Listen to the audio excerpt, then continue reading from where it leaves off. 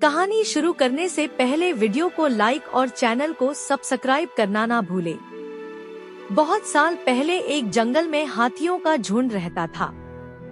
उस झुंड के सरदार का नाम चतुर्दंत था। दो बहुत विशाल, पराक्रमी, गंभीर और समझदार था। सब उसके संरक्षण में सुखी थे। वह सबकी समस्याएं सुनता और उनका हल निकालता था। उसकी नजर में छोटे बड़े सब बराबर थे। वो सबका ध्यान रखता था। एक बार इलाके में भयंकर सूखा पड़ा। कई सालों से बारिश नहीं होने के कारण सारे नदी तालाब सूख गए थे। पेड़ पौधे भी मुरझा गए थे। जमीन फट गई। चारों ओर हाहाकार मच गया। हर कोई बूंद बूंद के लिए तरसने लगा। हाथियों ने अपने सरदार से कहा, सरदार, कोई उपाय सोचिए, वरना हम सब प्यासे मर जाएंगे। हमारे बच्चे तड़प रहे हैं। हाथियों का सरदार पहले से ही सारी बातें जानता था, मगर उसकी समझ में नहीं आ रहा था कि इस समस्या का क्या समाधान निकाला जाए। सोचते सोचते उसे बचपन की एक बात याद आई और सरदार चतुर्दंत ने कहा, मुझे ऐसा याद आता है कि मेरे दादाजी कहते थे, यहाँ से पूर्व दिशा में एक तालाब है जिसका पानी कभी नहीं सूखता। हमें वहाँ चलना चाहिए। सभी को आशा की किरण नजर आई। हाथियों का झुंड चतुर्दंत द्वारा बताई गई दिशा की ओर चल पड़ा।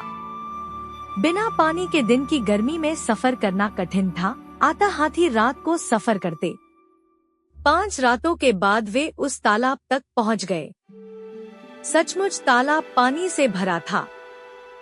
सारे हाथियों ने खूब पानी पिया और जी भरकर तालाब में डुबकियां लगाई। उसी इलाके में खरगोशों की भी घनी आबादी थी। हाथियों के आ जाने से उनकी शामत आ गई। ढेर सारे खरगोश हाथियों के पैरों तले दब गए। उनके बिल भी हाथियों ने रौंद दिए। खरगोशों के बीच हाहाकार मच गया। जिंदा बचे हुए खरगोशों ने एक सभा बुलाई।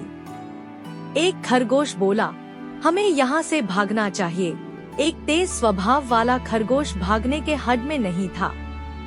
उसने कहा, हमें अक्ल से काम लेना चाहिए। हाथी अंधविश्वासी होते हैं। हम उन्हें कहेंगे कि हम चंद्रवंशी हैं। तुम लोगों ने जो खरगोशों को मारा है, इससे देव चंद्रमा नाराज है। यदि तुम लोग यहाँ से नहीं गए तो चंद्रदेव तुम्हारा विनाश कर देंगे। अन्य खरगोश ने उसका समर्थन किया। चतुर ठीक कहता है, उसकी बात हमें माननी चाहिए। लंबकर्ण खरगोश को हम अपना दूत बनाकर चतुर्दंत के पास भेजेंगे। इस प्रस्ताव पर सब सहमत हो गए। लंबकर्ण एक बहुत चतुर खरगोश था। सारे खरगोश समाज में उसकी चतुराई की धाक थी। बातें बनाना भी उसे खूब आता था। बात से बात निकालते जाने में उसका जवाब नहीं था। जब खरगोशों ने उसे दूत बनकर जाने के लिए कहा, तो वह तुरंत तैयार हो गया। खरगोशों पर आए संकट को दूर करके उसे खुशी ही होगी। लंबकर्ण खरगोश चतुर्दंत के पास पहुंचा और दूर से ही एक चट्टान पर चढ़कर बोला, गजनायक चतुर्दंत, मैं लंबकर्ण चंद्रमा का दूत उनका संदेश लेकर आया हूँ। चंद्रमा हमारे स्वामी हैं। चतुर्दंत ने पूछा, भाई क्या संदेश लाए हो तुम? लंबकर्ण बोला, तुमने खरगोश समाज को बहुत हानि पहुंचाई है। चंद्रदेव तुमसे बहुत नाराज है। इससे पहले कि वह तुम्हें श्राप दे दे, तुम यहाँ से अपना झुंड लेकर चले जाओ। चतुर्दंत को विश्वास न हुआ। उसने कहा, चंद्रदेव कहाँ है? मैं खुद उनके दर्शन करना चाहता हूँ। लंबकर्ण बोला, उचित है। चंद्रदेव असंख्य मृत खरगोशों को श्रद्धांजलि देने स्वयं तालाब में पधार कर बैठे हैं। आइए उनसे मिल लीजिए और वो ही देख लीजिए कि वे कितने गुस्से में हैं। चालाक लंबकर्ण चतुर्दंत को रात में तालाब पर ले आया। वो पूर्णिमा की रात थी। तालाब में चंद्रमा की परछाई दिख रही थी। इसे देखकर चतुर्दंत घबरा गया। चालाक खरगोश हाथी की घबराहट ताड़ गया और विश्वास के साथ बोला, गजनायक, जरा नजदीक से चंद्रदेव का साक्षात्कार करें तो आपको पता लगेगा कि आपके झुंड के इधर आने से हम खरगोशों पर क्या बीती है। अपने भक्तों का दुख देखकर हमारे चंद्रदेव जी के दिल पर क्या गुजर रही है। लंबकर्ण की बातों का गजराज पर जादू सा असर हुआ। चतुर्दंत डरते डरते पानी के पास गया और अपने सूंड से चंद्रमा के प्रतिबिंब, परछाई की जांच करने लगा।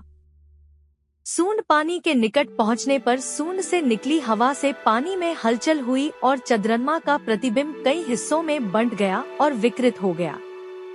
यह देखते ही चतुर्दंत के होश उड़ गए। वह हड़बड़ाकर कई कदम पीछे हट गया। लंबकर्ण तो इसी बात की ताक में था। वह चीखा, देखा, आपको देखते ही चंद्रदेव कितने रुष्ट हो गए। वह क्रोध से कांप रहे हैं और रूस्से से फट रहे हैं।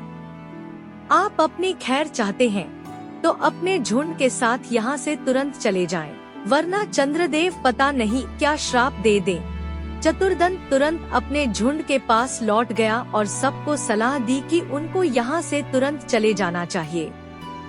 अपने सरदार के आदेश को मानकर हाथियों का झुंड वापस लौट गया। खरगोशों में खुशी की लहर दौड़ गई। हाथियों के जाने के कुछ ही दिन बाद आकाश में बादल आए और जमकर बारिश हुई। इससे पानी की समस्या हल हो गई और हाथियों को फिर कभी उस ओर आने की जरूरत ही नहीं पड़ी। कहानी से सीख, बुद्धिमानी से काम लेकर अपने से ताकतवर दुश्मन को भी मात दी जा सकती है।